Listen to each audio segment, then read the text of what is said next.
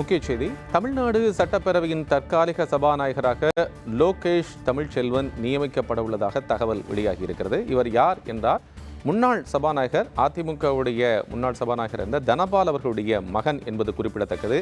நீலகிரி நாடாளுமன்ற தேர்தலில் போட்டியிட்டு அதிமுக சார்பில் போட்டியிட்டார், வெற்றி வாய்ப்பு இழந்தார். ஆனால் தற்போது அவர் ராசிபுரம் தனி தொகுதியில் நின்று போட்டியிட்டு வெற்றி பெற்றிருக்கிறார். முன்னாள் அமைச்சர் மதிவேந்தனை வீழ்த்தி பெரிய அளவிலான வித்தியாசத்தில் வெற்றி பெற்று என்பதை பார்க்கின்றோம். ராசிபுரம் தனி தொகுதியில் போட்டியிட்ட இவர் வெற்றி பெற்றிருக்கிறார். லோகேஷ் தமிழ்ச்செல்வன் இவர் தனபாலுடைய மகன் என்பதும் குறிப்பிடத்தக்கது. அஇஅதிமுகவுடைய முன்னாள் சபாநாயகர் அவருடைய மகன் இவர்.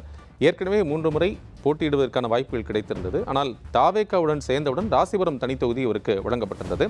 இந்த சூழ்நிலையில் முன்னாள் அமைச்சரான மதிவேந்தனை தாவேக வேட்பாளரான லோகேஷ் தமிழ்ச்செல்வன் 14,000 வாக்குகள் வித்தியாசத்தில் வெற்றி பெற்றது என்பதை பார்க்கின்றோம். ஆகவே சட்டமன்ற குழு உறுப்பினர்கள், தாவேகவுடைய சட்டமன்ற குழு உறுப்பினர்கள் ஒன்றாக கூடி அவர்களுடைய தலைவராக, சட்டமன்ற குழு தலைவராக திரு விஜய் அவர்களை தேர்ந்தெடுத்திருக்கிறார்கள். இவர்களுக்கான பதவி பிரமாணம் செய்து வைப்பதற்கு ஒரு தற்காலிக சபாநாயகர் நியமிக்கப்படுவது வழக்கம், மரபு. அந்த தற்காலிக சபாநாயகராக லோகேஷ் தமிழ்ச்செல்வன் நியமிக்கப்படுவதற்கான வாய்ப்புகள் இருக்கிறது. எப்படி தனபால் அவர்களை ஜெயலலிதா அவர்கள் சபாநாயகராக கொண்டு வந்தாரோ, அதே போல ஜெயலலிதா பாணியில் விஜய் அவர்கள் இருக்க போகிறாரா என்பது போன்ற ஒரு சூழல் ஏற்பட்டிருக்கிறது. அதிமுக ஆட்சியில் தனபாலை சட்டப்பேரவை தலைவராக்கினார் ஜெயலலிதா. அதே போல லோகேஷ் தமிழ்ச்செல்வனை சட்டமன்ற சபாநாயகராக திரு விஜய் ஆக்குவார் என்று நியமிப்பார் என்று எதிர்பார்க்கப்படுகிறது. தற்காலிக சபாநாயகர் தான் ஆளுநருக்கு பதவி பிரமாணம், ஆளுநர் சபாநாயகருக்கு பதவி பிரமாணம் செய்து வைப்பார். அதன் பின் எம்எல்ஏக்களுக்கு அவர் பதவி பிரமாணம் செய்து வைப்பது இது மரபு.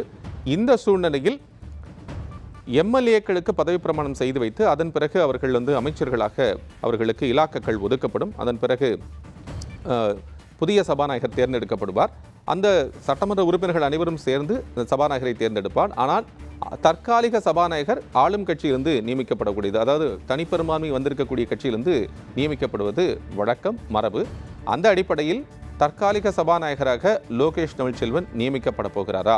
ஜெயலலிதா பாணியை விஜய் கடைபிடிக்கப் போகிறாரா, பின்பற்றப் போகிறாரா, அல்லது அதே பாணியில் அவர் லோகேஷ் தமிழ்ச்செல்வனை நியமிக்கப் போகிறாரா என்கின்ற செய்திகள் எல்லாம் பரவலாக வெளியில் பேசப்பட்டு வருகிறது. இவர் அஇஅதிமுகவுடைய முன்னாள் சபாநாயகர் தனபாலின் மகன் என்பதும் குறிப்பிடத்தக்கது.